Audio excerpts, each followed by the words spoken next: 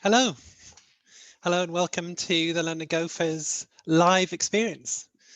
We hope you're all logged in. We hope you're all safe. We hope you're all in uh, somewhere comfortable, and you have your own pizzas and you have your own beers. And we've got a really good evening for you tonight. Just to kick us off, as usual, we're going to say thank you to Tyke.io and GoBridge, who are supporting us at the moment. And definitely in kind of difficult times, who your friends are, who you need to support, and both of these organisations have been amazing, as are all of our sponsors and our Gophers. You. So today we have a few talks. We have, as usual, 3 talks. We have a little break in the middle, and that's when we'll do our conundrum, our famous conundrum. So we've got one of those for you, with a slight online twist. But first, rather than me rambling on, I'd like to welcome Salim Yusri, who's going to talk about using Go interfaces to mock external services behavior. Thank you very much. All right, I'll present.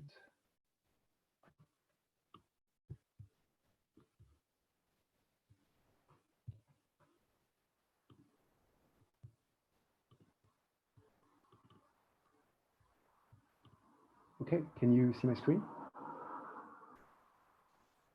Yes, thanks, we can see it. Okay, great. I'll get started then. Well, first of all, a big thanks to everyone attending and the meetup's organizers. I'm very happy that this can still go on and we're able to host this meeting virtually. A little bit about me to get started. Today is actually my first year anniversary at company Ferrum Health. I'm happy to spend it with you. I work there as a head of partnerships and machine learning operations engineer. I've been a Go developer since 2014, so that's like a little bit over 6 years now.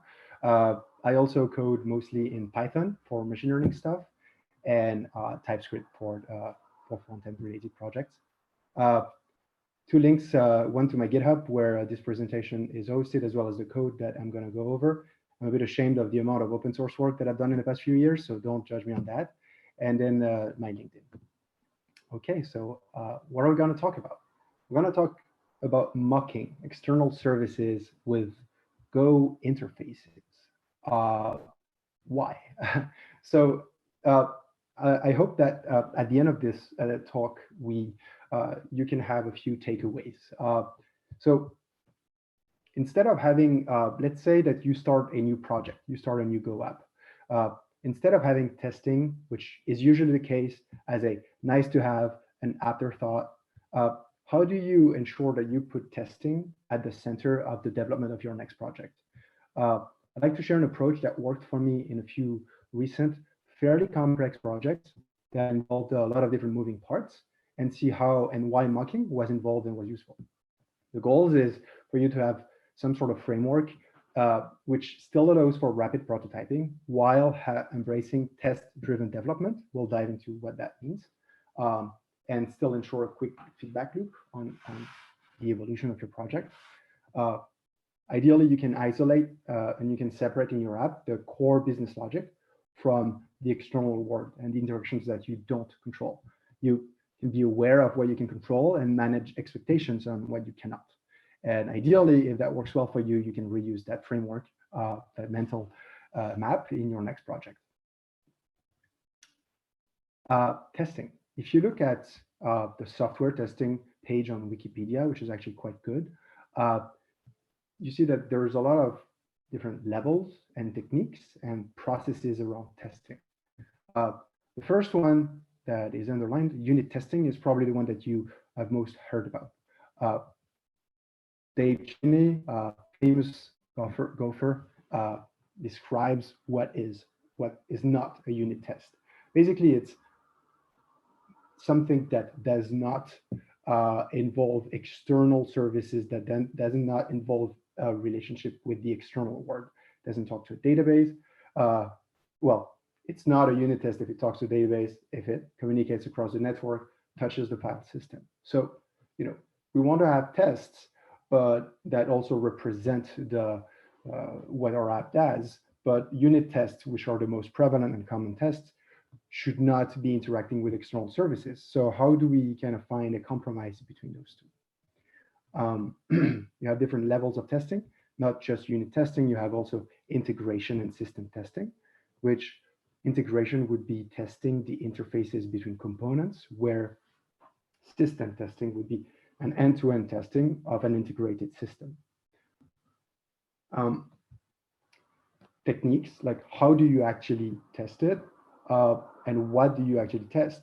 Smoke and sanity testing would be just testing the basics, the first level, that your app kind of works as expected on a very basic level. Destructive testing would be just take down one of the components of your app, see how it behaves. Concurrent testing, Go gives us a lot of very good primitives for concurrency.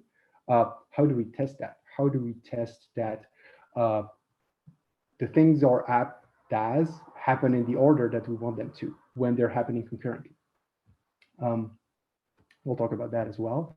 And then, the process that I mentioned early on, test-driven development. Test-driven development is kind of a method to integrate test as like a first-class citizen of the way you write code. You essentially write code, you write tests first, and then it looks like this. I took this from ThoughtWorks, the link is below. You write a failing test, you make it pass by writing code, and then you refactor, and then you keep iterating. But the first thing you do, almost one of the first things, is write a failing test. So that's not necessarily the way, everyone works right away. That's not the most intuitive thing. So, how do we propose a framework to integrate that into our workflow? For that, a few more theory, a bit more theory before we dive into actually some code and some examples. I think a useful mental model for building an app is thinking about it in three types of large components. The first one at the top is the core business logic.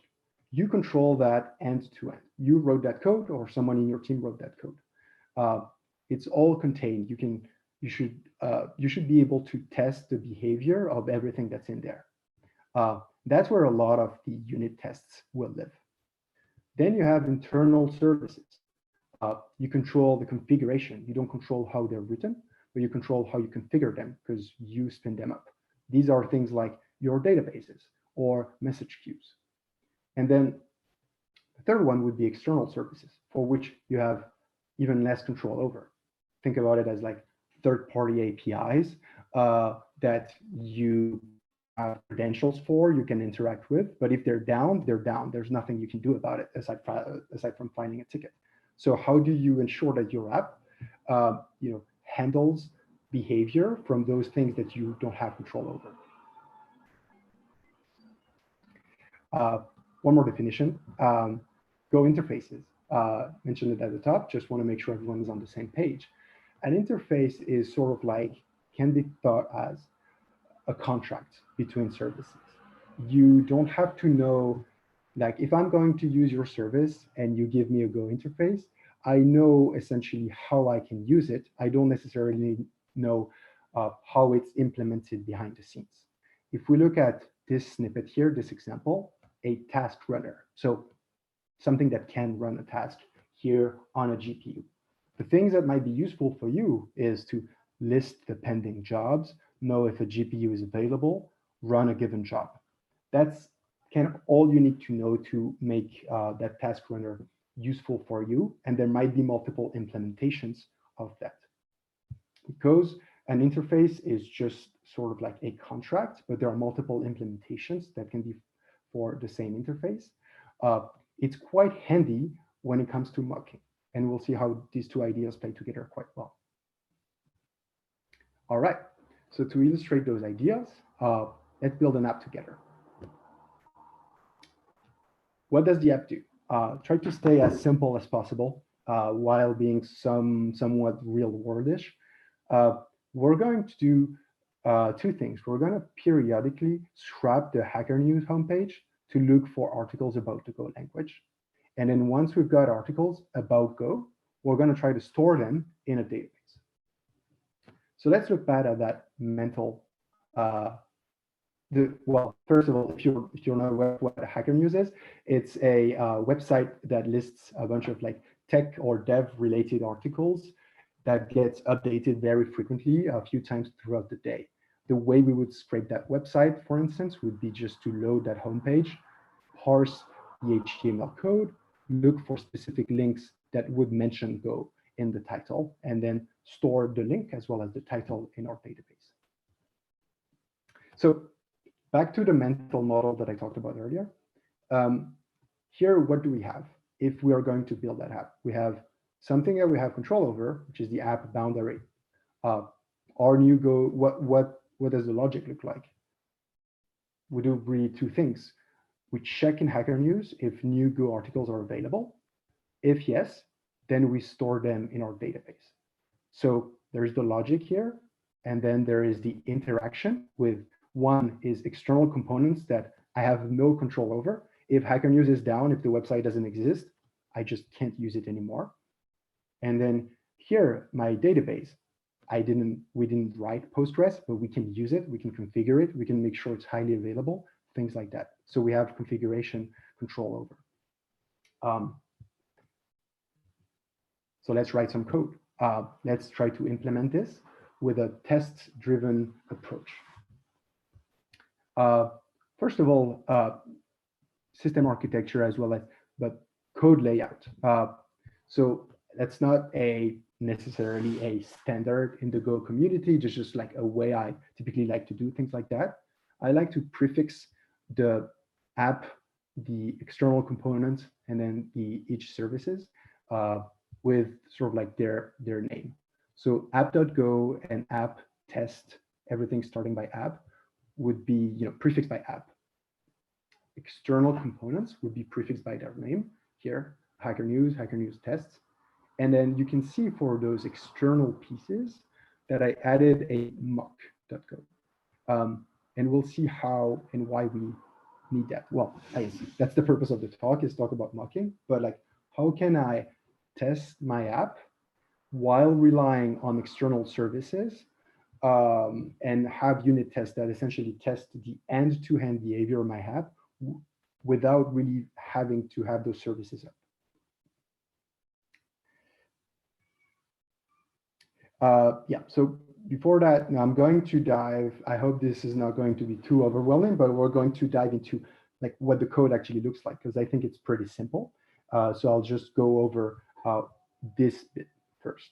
We'll go over the app boundary. So test-driven development, the goal is to get to writing the first test as quickly as possible.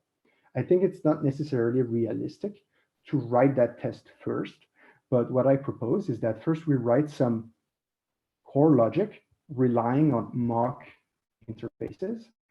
We write a test, and then we write implementations for those services. And so that's what we'll go over.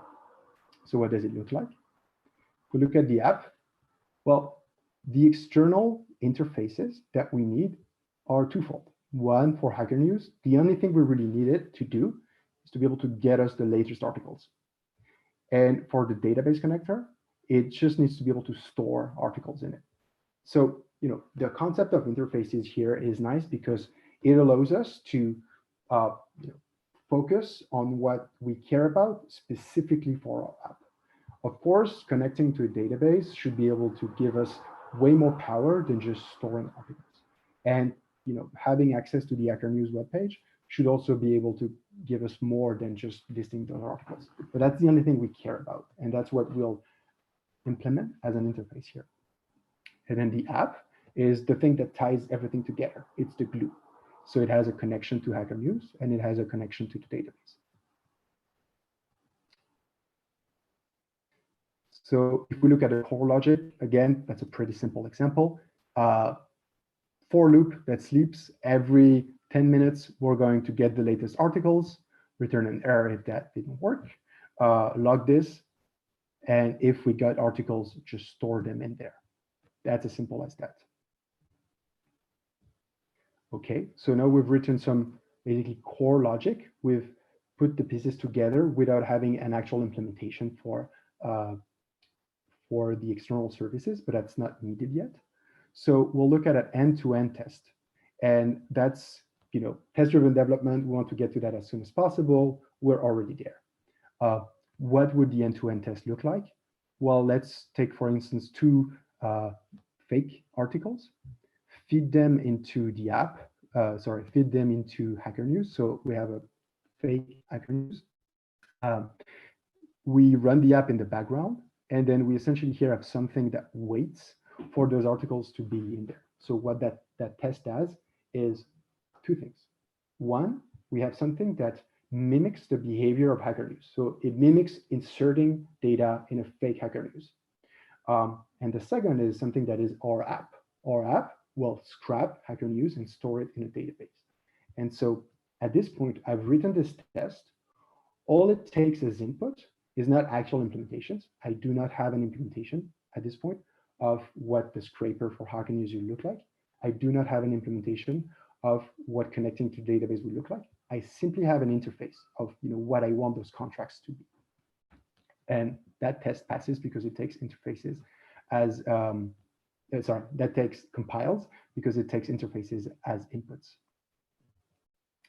So what have we done so far? We've got an app that's wired up. We've got an end-to-end test written. We just can't run it yet because I cannot sub my interfaces with actual implementations, which would be needed to run that test. And so that's what we're going to work on now. We're going to look at a mock implementation of those interfaces. Extra goals for those. We want to test two things: reaction to failure. Let's say one of those services fails intermittently, and then we want to test concurrency. So let's implement those interfaces. For those two extra goals, I typically add the two utilities that we're going to review right now. No, not yet. That's slide after. So first, just going back, we've done this part. We've done this part, and now we're going to look at this part, specifically the mock. So the thing I just mentioned is we want to mimic real-world behavior with a simplified version of it, which we have control over. And so in the real world, if the Hacker News website is overloaded, it's going to take not 200 milliseconds, but let's say 5 seconds to respond. We don't want our app to depend on that. So we have something like a waiter, which can wait as long as we want. So we can test how our app would behave when the Hacker News website takes too long to respond. And then what if that website is down? What if the connection doesn't work? What if even our Wi-Fi doesn't work? Well, in Go here, an error would be thrown. So we want to see what our app does when an error happens. And see here, you can have an implementation of something, a failure that fails. And you can control how you want it to fail. Maybe you want it to fail at a certain rate. Maybe 1 in 10, you want it to fail and see how your app behaves. Maybe you want it to fail 90% of the time. So you can control that here. And now we'll finally look at a mock implementation of those interfaces and how they use those two things. Hacker News mock. Nothing super eventful here, and I just want to focus on that part. We have a Hacker News mock structure, which should implement the interfaces that we had, the Hacker News scraper. The first thing that we do in the guest latest articles, which is the one function, the one method that should be implemented, is we wait, what I just mentioned, and then we fail. If it fails, well, we return early. Otherwise, here's the implementation. Nothing fancy. There is a lock because we might be accessing that concurrently, but you can essentially just think of that as a simple map that would store articles. And that would be our Hacker News fake web page. On the flip side here, something that is not needed for production system, but is needed for testing, would be something that feeds the fake Hacker News. And so that's something that essentially populates that map. It's not needed for production, it's needed just for testing. And now we can finally wire everything together and feed that mock Hacker News, a mock database that I didn't show, but you can check out the code. With that app, so you can see that the app, the only thing that it takes as input is that mock implementation of Hacker News scraper, mock implementation of a database, and then you can just run an end-to-end test on it. And so then you're really like test driven, if I may. You have already written some code that works, and in fact, the test passes. So now you have a test that passes. The only thing that you have not done is implementing the external parts of your system. But you don't have to wait. The advantage of this approach is you don't have to wait for your entire system to be written, for end-to-end tests to happen. You can mock, you can essentially put fake versions of those external services while still focusing on writing your core logic, and then essentially writing this end-to-end test, and then later on subbing each of those parts and then making sure that your tests keep passing over time. In terms of the testing spectrum, we have unit tests that are typically in memory, focusing on the core logic, such as functions that would say, what is a Go article? Is it something that has Go in the title? Is that enough? You want to be able to test for that. But unit tests do not depend on external state. While on the other end of the spectrum, you have end-to-end tests that look at your app behavior,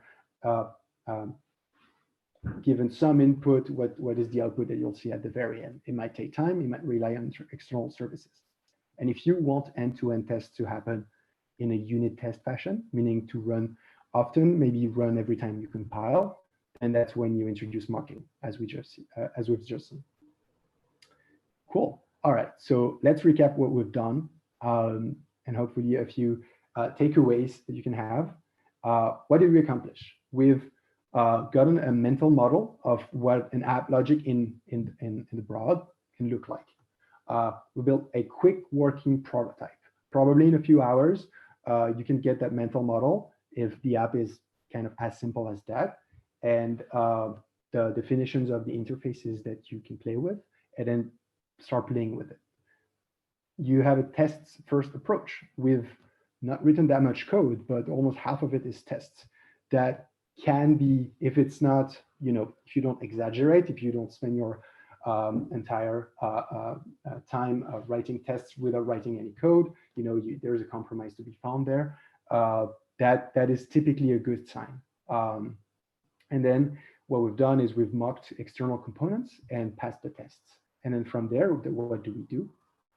Well, we implement the actual connectors, we implement the actual scraper, we compare the mock behavior versus the real world implementation.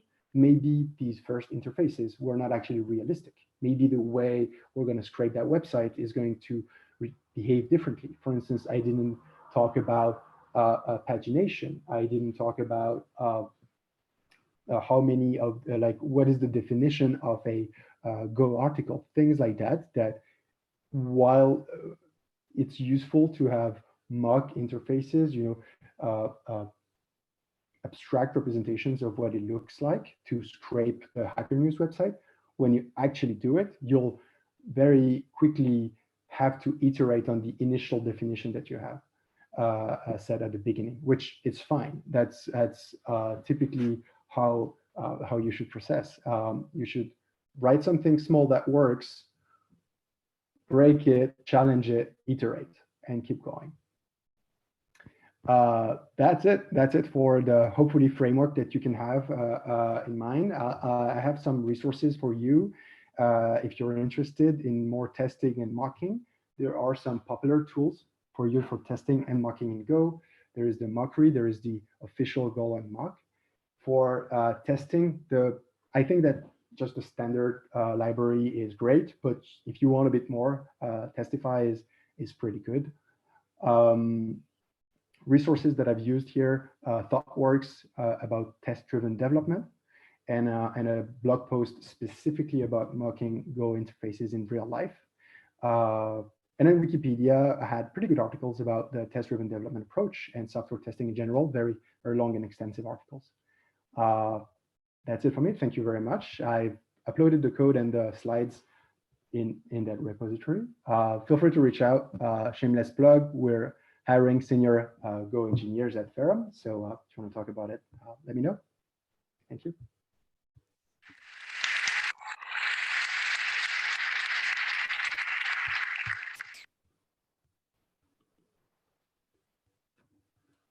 Amazing, thank you very much. It feels very, very apt to have a talk on reducing our dependency on external services just around this sort of time where we actually have fewer external services. But that was a brilliant talk. Thank you so much, and it was really great slides. And as Salim said, there's more information online. We do have a question. Let's see if somebody can help me with the questions. We do have a question, but I'm not sure where it is. Okay, we'll maybe come back to that. So sorry, there's a question, but it's just vanished for the time being. So sure. I see 2 questions in the Q&A. I'm not sure if yeah. I should just pick a few. Okay, go. Yeah, if you can see them, yeah. If you sure. want to answer, that's great. I can see one from Andrea. Hi, I'm just going to read it. Hi, Salim. In doing this test-driven development, does this make use of Golang's built-in testing package at all? Yes, very much so. Actually, if you check out the code, everything _test.go, of course, is going to be run as unit test by the Go the Go runner.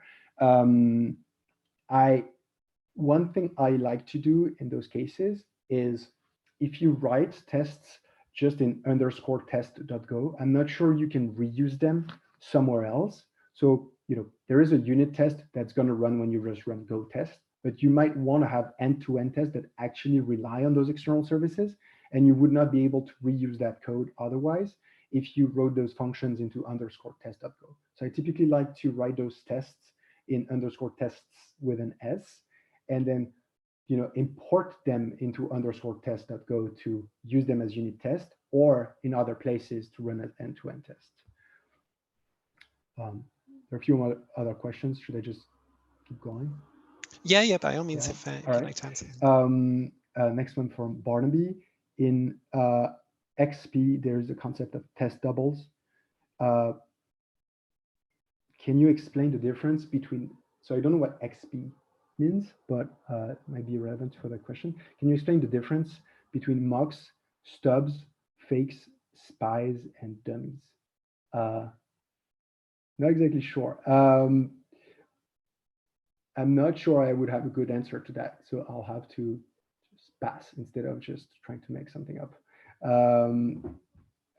Max, have you tried using mocking libraries? What are the benefits of such libraries? The standard lib is not sufficient. Yes, I've tried. I feel that for the use case that I've had so far, they were not strictly necessary. They typically, you just give them an interface and they generate the actual implementations for you. I am not sure it's always necessary, and it might be a little overkill in some situations. So it really depends on your use case. But if you want to push testing further, that's probably that's probably something to dive into. And the 2 libraries that I used are at the end in the resources. One is official, like Golang mock, and the other one is like a third party. And I don't see any other questions. No, that's brilliant. Awesome. Thanks for taking the time to answer those as well. Awesome. Sure, thank you. So we have, as usual, a bit of extra information. If you remember, we're on at London Gophers on Twitter. We have a meetup, which I'm assuming that you found this meetup through, and that's meetup.com/London Gophers. We also have a Slack channel on the Golang Bridge Slack workspace. And if you go to invite.slack.golangbridge.org, you will be able to join the workspace. And the channel that we use is #London. And on YouTube, which we now have people watching, we are /London Gophers. The London Gophers study group, which is a group that also meets in person, is currently online only. But just a reminder that we're on the London-study-group channel on the same Slack workspace. And also we are working on a workshop, on an online workshop, and maybe to explore some ideas of online pair programming. So so we'll let you know as soon as something happens in that space. We have our good old Gophers raffle that is at gophers.london/raffle, and the code that you need to win a JetBrains license is the word virtual. So if you've got devices, which I'm sure you must do, you can go to gophers.london/raffle and use the code virtual. Okay, and now our second speaker of the evening is Joshua Levin, and he's going to talk to us about thinking with portals.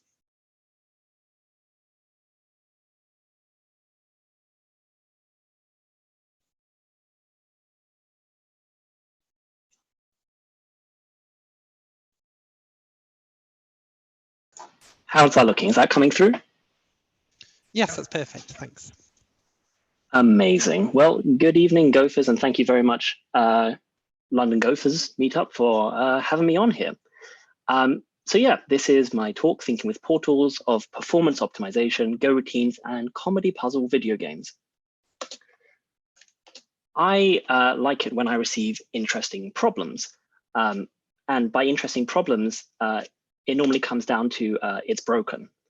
And in this current, when the example I'm about to use, what was broken was one of our services.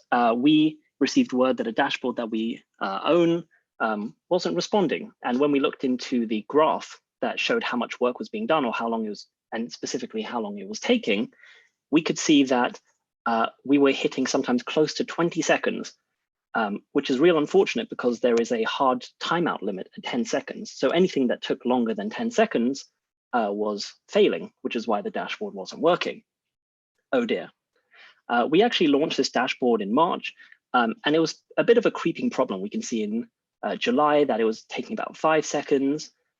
In October, it was taking about 8 seconds, and then suddenly you hit November and it's hitting the timeout limit.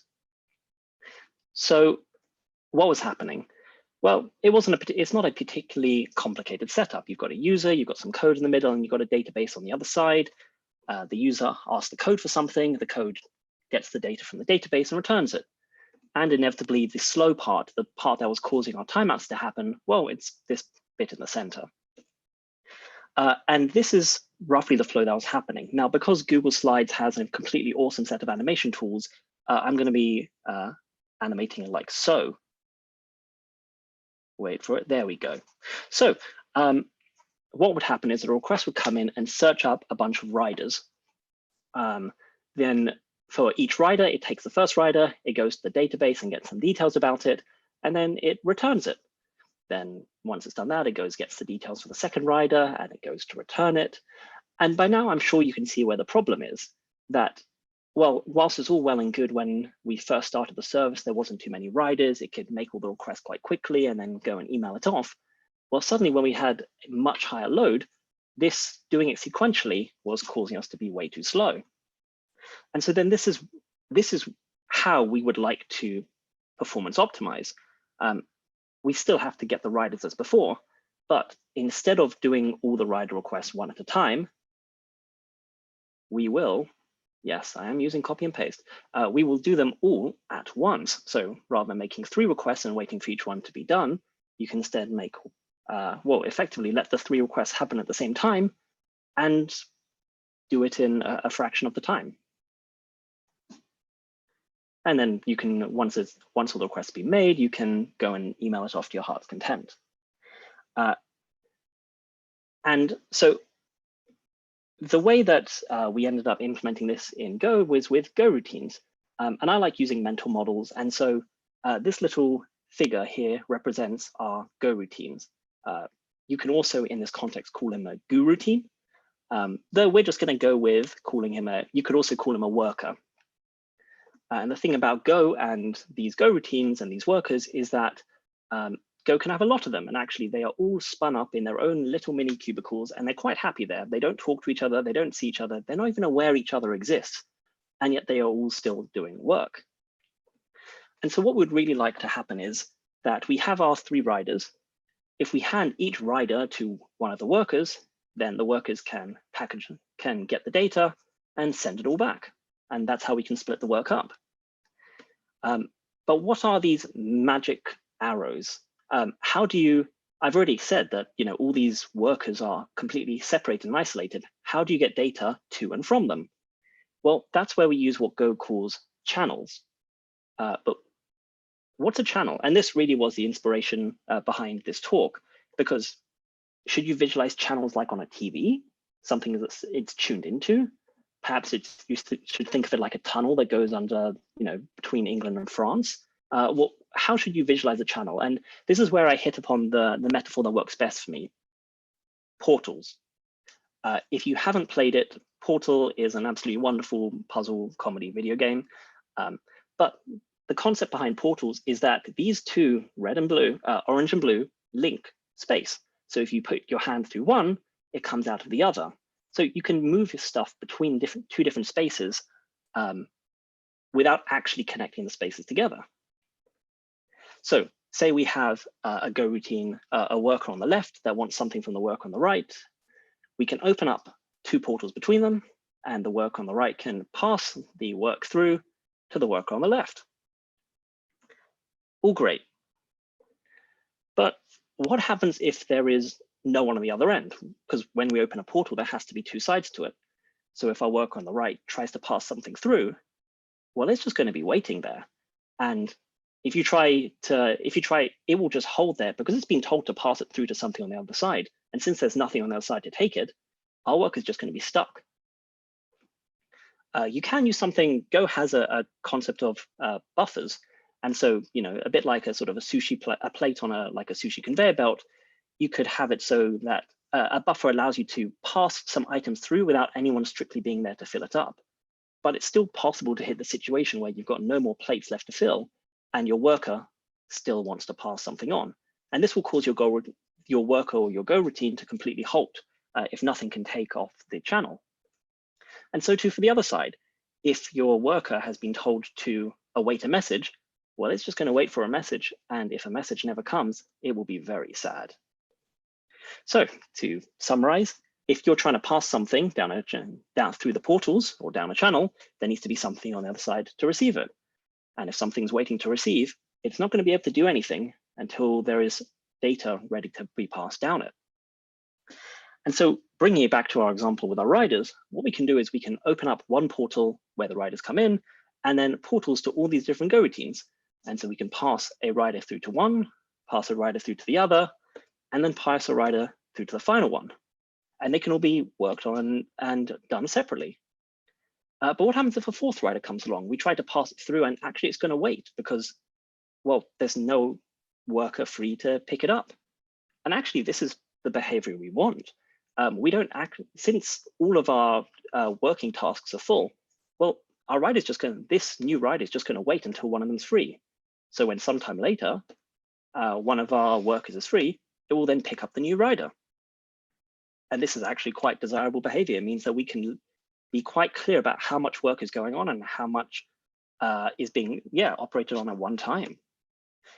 And the crazy thing about these portals is we don't need to just have one of them or two of them. We can have as many as we want and we can link them all together. So we can end up in this what looks like a Where's Wally kind of art page, but it's completely workable. You've got a rider waiting to be processed. You've got a rider being taken off the queue. You have a rider being worked on. You have data being passed. Once a rider's been processed and got data, you have it being passed. And then you have another worker that's collecting all this data and it can aggregate it and send it off, etc. And at the end of all of this, after implementing Go routines, what used to be taking 10, sometimes close to 20 seconds, now down to less than 2 seconds. And in the wise words of Cave Johnson, I punched those numbers into my calculator and it made a happy face. Thank you very much.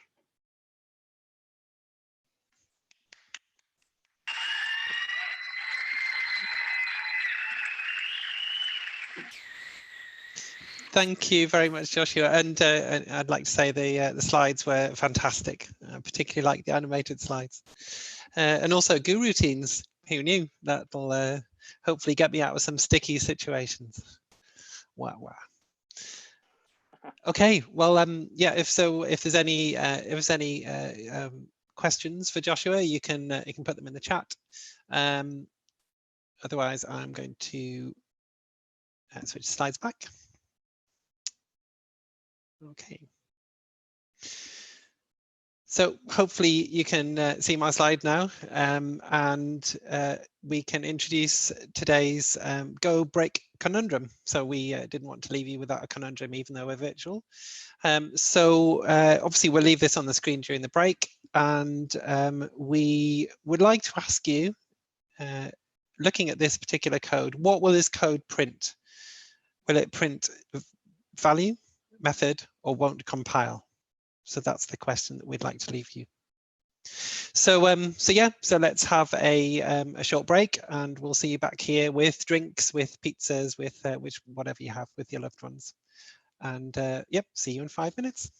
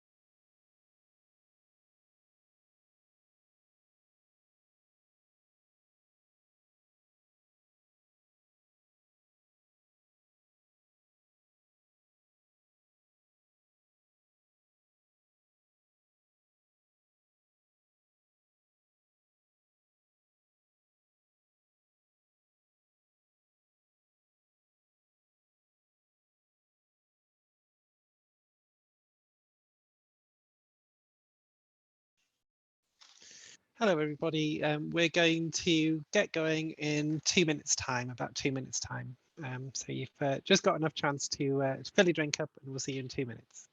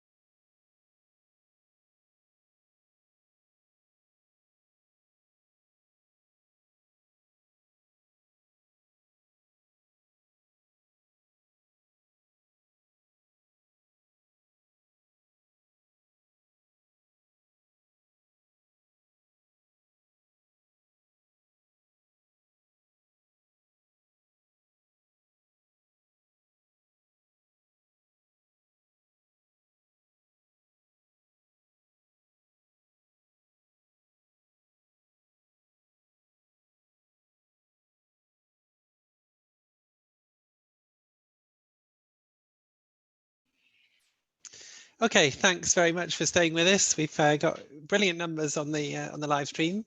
It's almost like we're all in the room. If you remember the last time we all met up together. So keep that thought in your minds that there's people all over the place, all over the world actually watching this now. So we're all together really. So yes, the conundrum. That's what you want to know, not me rambling on. So I'd like to introduce Duco van Amstel, who is going to take us through the solution. Duco. Yes, thank you, Bat. So basically, first of all, I was not the person who created this conundrum. Neither was Dom, who was actually proposing it. Actually, the credit goes to the Sheffield Go meetup with Mvedan, who did it there and presented it. As for the results, well, you've probably also seen the poll results shared if you're on the live stream. So 4% voted for the value as a result, 36% for the method, and one compile for 60%, quite an overwhelming majority there. But what's the situation here? So let's start. Suspense. I prefer the tension generally when it was there. But yeah, the overwhelming part had it right because it won't compile. And the reason is pretty simple, because basically you can't assign a method to an interface. You can't attach a method to an interface type. You can see on the next slide here. But there's a few variations on this. So yeah, this is basically, we'll see if you invalid receiver type T, because T is an interface, and again, interfaces can't be receiver type of a method. But there's a few methods, because you could actually get the other responses if you tweak the code a little bit, and we can walk through that to get kind of the explanation of why this is the case. So how will we get the value? Well, let's see that. So on the next slide, we have basically, as you see, we comment out the attaching the method, then this will work. Basically, because we're not attaching any interface to this, we're not attaching the method, would basically, attaching would be the error. And an empty interface, well, basically everything is an empty interface, every single object we have. So value can definitely be converted to the empty interface, and then when printed, it will use the default string method, which is attached to the underlying string structure, even if it's casted, and it will print the value string as output. We can also get the method if we move a little bit, because basically in this case, if we, I think the next slide should show this, if we and this would print the value. But if we move on to a little bit different thing is, well, if we replace the T type with an interface, when it is interface, which is used as a kind of an alias for the string type, then it works because the string type is a concrete type. It's not an interface, and so we can attach methods to it, and this will work again because we're not like colliding any existing methods on the string type. And so yeah. Here what we have is basically from the answers from the spec, and this will basically give some definitive truth about it, about how the types and method set, what method sets are, which are the key components what differentiate basically an interface from a normal type in this case. And if you can read the method set definition here, is that you can't really attach, if you interpret that, you can't really attach a new method to an interface type in this case. So yeah. That's the conundrum for this week or month. Thank you very much. That was awesome. Thanks. Definitely much better explained than I would have done. So that's thank you for stepping in and doing that for us. Just a reminder that we have our raffle going. We've had a few entries in that already, but it is at gophers.london/raffle, and the code that you need to use is the code virtual, or the word virtual. And now, Duco back again, talking about linters for fun and profit. So thank you very much, Duco. Thank you. Let me share the screen. Beth, if you can remove your screen share. Thank you. And there we go. So yeah, linters for fun and profit. I have to say this kind of a random title, which was a kind of a rip off some of other presentations I've been to. So apologies if you are one of the authors of those talks. But for starters, yeah, basically linters and what they are, it's going to be kind of a quest through stories and about code quality as well, because linters are associated with code quality most of the time and compliance. General topics, again, briefly what linters are, 3-minute history. I'll try, you don't put a kind of a stopwatch on that because I'm not sure I'll hold the 3 minutes, be less or more. What linters are, so basically, so static analysis, I'll show you a little bit about what the existing ecosystem is around Go and static analysis, and as well as a kind of a medical warning of the side effects of heavy use of linting and what it can actually bring you, hence the profit in the talk title. But for starters, linters, WTF. Linters are a nice story, and as all good stories, they start with something interesting, sheep shearing. And this is not a joke. If you go back into the origin of the word linting, it comes from lint, which is basically to remove the fluff from the fabric that you created out of wool. So that's literally the origin of the word linting. More technically speaking, because we are after all at a tech meetup in Golang people, lint was a Unix tool that was created to basically optimize your C code back in the 70s, end of 70s, early 80s. It was mostly focused around performance recommendations. It detected things that were suboptimal. The reason behind the need of that tool was, at the time, compilers, unlike the awesome Go compiler and other languages compilers we have nowadays, were not that powerful back then. Like, they were basically running behind the machine, and just changing a few elements in your code would basically result in vastly different performance of that same code. Nowadays, you can basically fed a lot of different things and different ways of doing the same thing in a language to the compiler, and the compiler will still spit out kind of the same optimal code, especially if you tweak the optimization flags, especially, well, for the C language and C family languages. So yeah, it was mostly performance-focused recommendations because, well, people were still trying to do high-performance computations even back then with scarce resources, only single cores and very low frequencies and not much memory. However, as time went by, as said, compilers started to take over those responsibilities. They were becoming better and better at optimizing code, even if you've written in a suboptimal way. And lint-like tools actually started to evolve. They didn't just disappear because they were no longer needed. They basically started to detect other unpleasantness because the kind of static analysis, that's where the term comes from, that you can do in code does not just uncover performance, it can also uncover non-performance critical issues, but still fundamental issues with your code, or things that could be dangerous, like undefined behavior, which for people in C is kind of the bane of your existence. So we're fast forwarding to the present. So linting is not, well, barely performance related, although even Go has some performance related linting, but it's not just for C-like languages. You can lint Java, Python, Haskell, Docker files, YAML, even JSON in some way will type check basically if it works, because linting is quite vast. It can just be formatting like gofumts, or if you prefer gofumts by M. Vadan again as a more stricter tool, but there's a lot of different things to it. Static analysis itself, which basically Linter does, analyzing your code without running it, is an entire research domain by itself. It's a quite vast one, because if you just look in a famous computer science research library, it gives you over 20K hits just for 2019. So that, by many definitions, that's pretty vast. And that's kind of the 3-minute history of linting. But yeah, static analysis, and you'll notice me, I'm going to refer to static analysis now, not linting. Linting is just running your static analysis over the code and getting the results.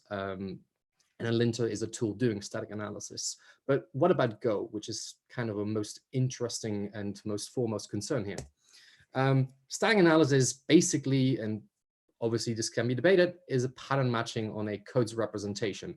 The idea is that if you have an accessible code representation, so an easy way of basically having a computational and algorithmically easy to understand way of representing your code, that means you can do an easier pattern matching or easier static analysis.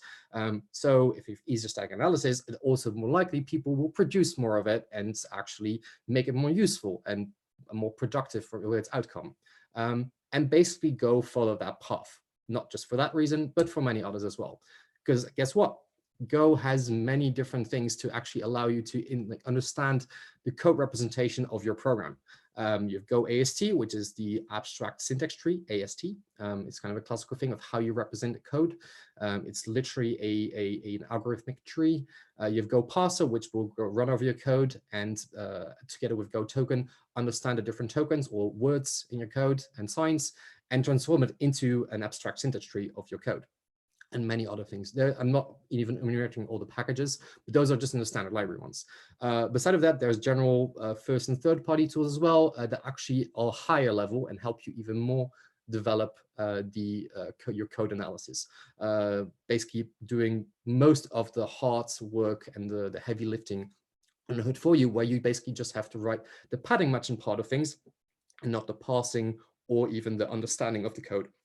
In that sense, here again, just a few of those paths of those packages that you can import. The documentation is pretty profuse, although it can always be better.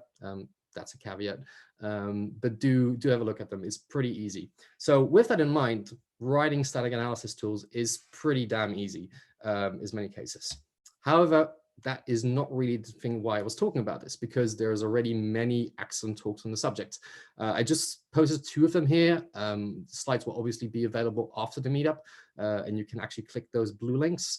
But the most recommended one is actually a recent one from last year, GoverCon SG by Michael. It was basically, it explains to you in a very 20-30 minutes, very easily how you can write your own static analysis. And it really helps people understand it's not just this, oh, I need to know everything about compilers or about code representation or all the small details of a language. No, it's really, really easy. And or even beginners in Go can easily write an analysis of their own code and basically produce static analysis in that sense without, actually with the help from all these packages, third-party packages that do the heavy lifting for you. There's a little bit more lower level one that I also could recommend, was quite interesting when I looked at it, but this is, as I said, a little bit more advanced and low level. So less based on those higher level packages, which didn't exist back in 2015. But still, you can still do more interesting, more complex analysis with the lower level packages.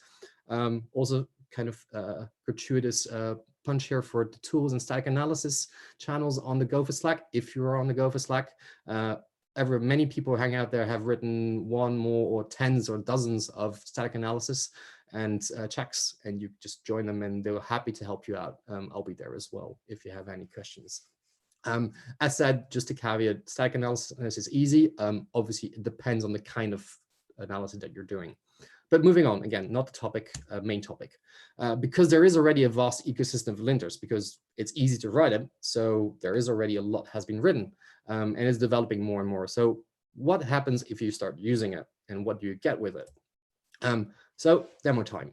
First of all, I'm gonna, if people are a little bit aware with the Go Please server, if you haven't, you can check it out. Many blog posts about it, developed by the Golang team. It's a language server that helps you type code and basically provide auto-completion and whatnot. As you see, I'm using VS Code, and I just started a simple project with a main file. And you can basically start typing with it, because, for example, if I just want to print a string for something, so I can, what I say, I have or basically I'm going to write an int here, basically, sorry, my int variable, and I want to print that variable in this case, and do a little bit in a convoluted way. But basically, if I'm adding the fun package, and I want to print it now. So basically, if I add this now, and I'm going to type it here, basically, my int, I'm going to print it. Hey, I'm getting a... Sorry to jump in, Dakota. Can you make the text a little bit larger? Yeah, sure. No worries. So those glasses. Thank you. Here we go. I thought I had done that before, but apparently not. Here we go, better. So as you see, we have a nice squiggle here that's provided by the editor. So actually, if we go over it, we also get, this is the Go Please language server that tells me this. We have a provisional formatting directive .s, but it doesn't understand that we were providing it with an int in this case. So that doesn't really match up. Actually, we can do it more explicit. If I just start typing here in this way, I already start squiggling before, while I'm even typing, and says, well, I need to give an argument to this formatting string, but I don't have any. So actually, if I complete this with, well, I'm going to give it a string here, hello world, and it already stops complaining. That is already static analysis. It gives you feedback while you're typing in this case, because it basically reruns it very frequently, and it does many different forms of analysis in this case, and presents you with hints of what you're potentially doing wrong, or your code might be doing something that you were not intending to do. So nice, that works good place. So what it is actually, so it's a Go Please language server that is, in this case, using the third-party static check library, and amazing tool, a lot of various different checks in there. And it's available as a standalone tool as well. It's, in this case, it's kind of integrated into the Go Please language server, but you can download it and you can build it yourself as well and run it against your code. But then again, there's a lot of check in there, but there might be more because, well, a single tool might not implement all the checks you ever want, although the authors might want to, they haven't achieved it yet. So what if you want more? What can you do? Well, there's not just one single, like I said, there's a vast ecosystem. There's not just static check. If I go a little bit more pre-existing complex project, so basically this is a test function of something doing, I'm just going to make this a bit easier, doing many different tests. It's kind of a usual test case driven, table driven test. I iterate over my test cases, I run it. Although this is where the lack of interactivity in a virtual setting comes into play, but some people might see that there's already an issue in this test case. And a linter can help us detect that if we're ever right. So actually, if I use the lint function, because I have a linter configured in VS Code, run it right here, runs it. And you see, actually, I've got new squiggles appearing here. So what does it tell me? You're using the variable on a range scope test case in a function literal. Scope lint between the brackets is the name of the linter that's highlighting this. So what this actually tells me is that, well, if you're familiar with the Go syntax, if you're ranging over this case over a map, these two variables are not just iterating over the actual memory cases in the map. They are actually, every iteration, you are calling basically the same value, the same variable memory locations are being overwritten with a new key value pair in the map. And when you do that, then basically the same value memories places are passed into this function call of a subtest. Now, in this case, it would work because this run is not run in parallel. But for example, if I were to add a parallel test and iterate, and then those things start to run in parallel, and we get more issues. The squiggling is a little bit messed up, unfortunately, because of the typing doesn't really necessarily line up in live. But you can just basically rerun this and lint it again. So this could analyze the right positions. But what it tells basically this all the same tests, because of the copying and the overriding of the two variables here in their locations, I might be running as many tests as I have in my table, but they might all just run the same test case because I'm passing the same, potentially the same value to all of these subtests, which is a bug in this case. And you want to prevent that. So again, the linter warns me to not do that. The good fix here is actually don't even need to remove the T-parallel, is to remove the test case because that's a complex structure that you can't just pass around, and define it right here as a nice pattern. And you look, in this case, you allocate a new variable for each iteration. And that means that the whole value in the map of the information of your test is literally copied into the underlying, basically into this new variable, which is again uniquely allocated for each of the iterations, and ensures that every single one of these tests will actually run the intended subtest case. It's a bit subtle, but I would have loved to actually show it by running, but due to obviously race conditions, sometimes it doesn't just show up, it just actually works, and sometimes it doesn't. It's a little bit more subtle than that. But yeah, that's literally one of the other linters, and there's many others. Just one linter example. If I actually go and look, you see here, due to the nice VS Code highlighting, that I actually many different linter errors can be found because I'm using a very strict linting setup in this case, which I'm getting to now because I'm running many. How do you run all these linters all together on your code? So again, many static analysis exists. GoVet is pretty well known, part of the Go ecosystem, like the first party ecosystem, GoLint as well. ScopeLint, which I just introduced. There is StructCheck, which is a nice linter that basically tells you whether some of the unexported fields in your structures are unused, and which can just be deleted to save space and memory. Unused is kind of dead code analysis. If any of your code or any of your functions, unexported functions, are not used anywhere, you can just delete them. GoCritic is one of my favorites. It's quite opinionated. It's very configurable. It has loads of tests in it, but you can basically lint everything from style to code behavior, performance, and it has dozens of checks already in there, which some of them are enabled by default, others you have to activate them, but it's all configurable. But again, if I want to run all of these, how do I do that? Because I just don't want to invoke 20,000 binaries to run all my tests. This is what you call use a meta linter. So a tool basically that combines many existing linters and runs them all separately, aggregates the results, and presents them to you in a uniform way. Just for historical reasons, I've shown the Go Meta Linter project, which was defunct for the past year or more. It has been superseded by a different project, which not the same author, but took over, was the Golang CI lint one.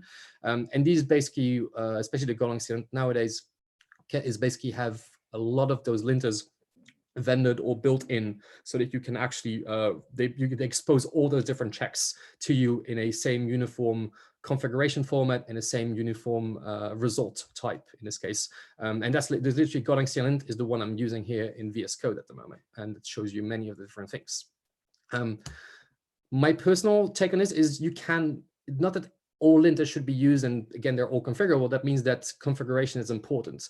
Configuration means that you can be opinionated about things. You can be draconian or even masochistic if you really turn the dial up to 11 and get a lot of interesting results on basically warnings sometimes on things that you shouldn't be saying. I don't want to have warnings about what I'm doing here. This is perfectly right. But you can. This means you can dial the level to which you want it to be enforced to a pretty precise level and things that suit you and your project. But yeah, what do we get when we apply this? So this is the public service announcement, kind of a medical note is what happens when you start linting aggressively. As you just seen in my demo, it's like linter feedback in your IDE is nice because it's pretty immediate while you code, and it actually, I can testify to myself, it improves your own coding style over time. Because you better understand each of those checks is another, each time a check shows up and your code is flagged as being problematic, it forces you to think about what is actually problematic here, what I'm doing with this code that I should potentially do differently. Again, linters can be more or less opinionated, so sometimes it just plain wrong what you're doing. Sometimes it's more a little subtle, as in it's more stylistic, as we prefer to do it this way, but you could do it in another way as well. However, this is just for yourself. If you are more than one working with a project, which is more likely in your work setting or even in larger open source projects, you run quickly into a different problem. which is quite well known by this XKCD, which is, well, many people have different opinions on what's going on and what you should be doing as a style. And basically, using this linter for yourself only gets you as far as yourself, as your own development reaches. What happens if you do it at project scale? So Go is an opinionated language, as I said. We have GoFund, which is pretty opinionated. We have the Go proverbs, which I recommend reading, which are quite interesting, like ideas of what do you do, how to do specific things in Go. There's an idiomatic Go recommended read is a quite recent blog post by Dave Cheney, again, who was also quoted in the first presentation, who has pretty nice long thoughts about what is idiomatic Go, or correct Go, if we can say so. But in this case, if we can enforce via linters how we achieve something, then any code review or discussion can be focused on what we are doing. And that takes away a lot of distraction from code reviews or any other general design discussions. Linters in this way can help basically focus your decisions, and just, if you're doing something, it will tell you, well, this is how you're going to do it, but you can more think about what you're doing and why you're doing it. So it basically allows you to change the topic of your conversations with your fellow colleagues about like the real change that you're trying to implement with your PR or your project, and focus on that. Because verifying compliance with linters is just another test. So you can run it as part of continuous integration in your open source projects, especially of GitHub Actions or other platforms that basically allow you to, for open source projects, to just run CI for free and with very little setup. So what happens if you do that? I took it from a large project. This case kind of a little bit anonymized because it was a private company related one. This is a set of linters over a different time period historically. So the same linter configuration over different points in time that were run, and how many errors were detected by each of those linters in that project in the code base over time. I'm not going to discuss obviously all the different ones, because then we have a 30-minute discussion. But what you can see literally is one of the most biggest outsiders is GoVet, that actually triggered a lot. That's occurred, had a lot of different hits and reported a lot of different issues in the code base up to 9 months ago. And then it dropped, literally dropped through the floor, like divided by almost 3 the number of hits that occurred. The same for error check, which started to drop off almost 3 years ago, 3 and 2 years ago. That code analysis as well, like halved over more than 9 months ago. So these large drops in numbers actually correspond to the point in time where those linters were historically activated, when the checks were started to be enforced in that code base. As said, this is a retrospective view, so I've just literally reused the current configuration even on the past situations. But in the past, those linters were not enforced in continuous integration. So literally what we see here is that as soon as a linter is activated, you can actually see it dramatic, because people are forced to change their files. You have, whenever you touch a file and it has a linter, past linter issues, now you have to fix them. And basically this allows you to increase your code quality significantly over time. But then again, this project has used a quite loose set of linters. You say there's already 2, 4, 6, 8, 11-ish of them, but that's not much. And especially some of the errors that they report might be silenced by a specific configuration. So actually, if you put a little more stricter linting, so in this case, the highest bar is at 600 hits. Actually, you can go up all the way to 1250 if you have very strict linter settings. And again, all these points are not necessarily errors in the code, but they are points of debates in your code quality on whether the code is actually being written in the right way. Again, right way between quotes. And in this case, you see, well, actually, the GoVet, although is still dropping, other linters, for example, the scope lint that I was discussing before, has actually exploded over time, because that one was not enforced. It was not being checked as part of the regular configured linters for that code base. Last but not least, kind of things out, I'm talking about hit counts here.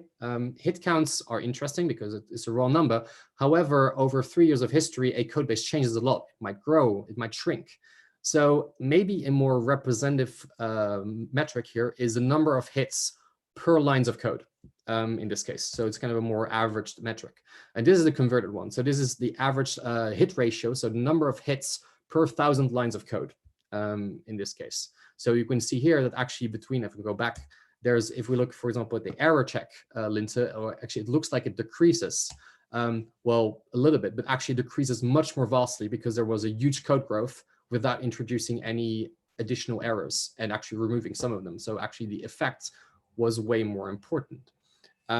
Again, this is just one example of adding linters in a more enforced way into a project.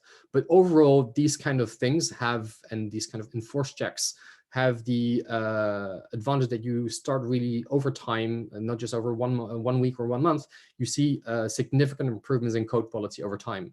Just like some people like to check for test coverage, linter coverage in this case is also a very interesting thing to look at. And it's, again, it's not just only improves your own coding skills, it improves your colleagues' coding skills. And together, when looking at the results, you might actually fuel some interesting debates on whether you want to change some default style guide that you use on your project. As I said, that's about it. This is the end of the presentation with these kind of results. But I'm more than happy to take questions if there are any. Yeah. Stop sharing the screen. Amazing. Thank you very much. Fabulous. That was a really great talk, and actually surprisingly the second person to link sheep and go at this very meetup. So there's obviously something in that. If you want to know who else linked sheep and go, then you'll have to look at the other videos. Dave Cheney. Okay. So the next meetup is May the 20th. We assume it's going to be online. I think that's probably a reasonable assumption. The sign up will open 3 weeks beforehand, and we will have a guest speaker from the Go team. So that's going to be a really great meetup again. June the 17th is the meetup after that, and that's to be confirmed. So we're obviously not sure what's happening then, but yeah, if you have any feedback for this particular meetup or this format, then please do let us know, because it's really helpful, and we hope that you found it useful.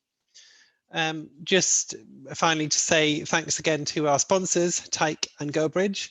Thank you to all our speakers tonight, and thank you to you as well. Thank you for joining us. We've had steady numbers on the live stream all night, which has been fantastic and really heartwarming. It's definitely strange times at the moment, but it's times like these that that we can remember our connections to other people around the world, and even in the same city that we live. And so from all of us, the Gophers, to you, thank you for joining us, and stay safe. Just a final announcement as well, that we will be trying something after this. We're going to try and unmute everybody to replicate what might be a social environment. And so we're going to stop the live stream on YouTube, and we're going to try and see if this works, and see if we can